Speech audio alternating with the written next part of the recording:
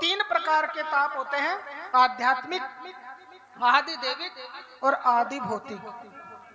आध्यात्मिक ताप दो प्रकार के होते हैं, एक होता है शारीरिक और दूसरा होता है मानसिक।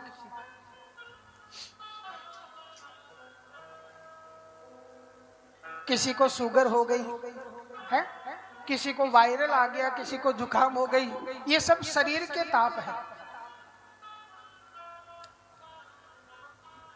पृथ्वी से लेकर के स्वर्ग तक जितने लोक हैं, उस लोक में, उन लोकों में रहने वाले जितने प्राणी हैं, वो मानसिक ताप से पीड़ित रहते हैं। दूसरा है मानसिक ताप। आध्यात्मिक दो प्रकार के हो गए, शारीरिक और मानसिक।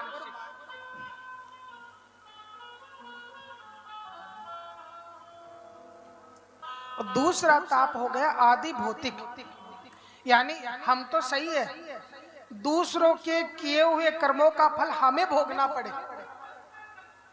मान लो हम रास्ते में गाड़ी से जा रहे हैं, हम बिल्कुल साइड में चल रहे हैं, हमारी गति भी नियंत्रित है, मर्यादा में चल रहे हैं, हमारी कोई गलती नहीं है, सामने से किसी साधन ने आकर के टक्कर मारी और दुर्घटना हो गई, यह हो गया आदि भौतिक ताप।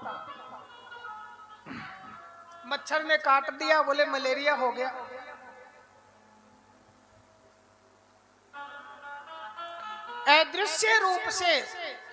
अदृश्य रूप से आने वाले कष्टों को आदि भौतिक ताप कहा गया है।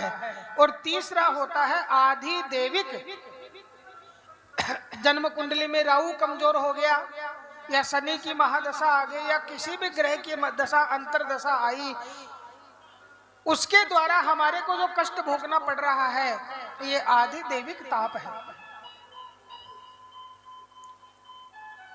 कभी अतिवृष्टि हो जाती है, कभी अनावृष्टि हो जाती है, कभी भयंकर सर्दी पड़ती है, कभी भयंकर गर्मी पड़ती है। ये आदि दैविक, देवताओं के माध्यम से मिलने वाला जो कष्ट होता है, ये आदि दैविक ताप कहलाता है। और इस प्रकार से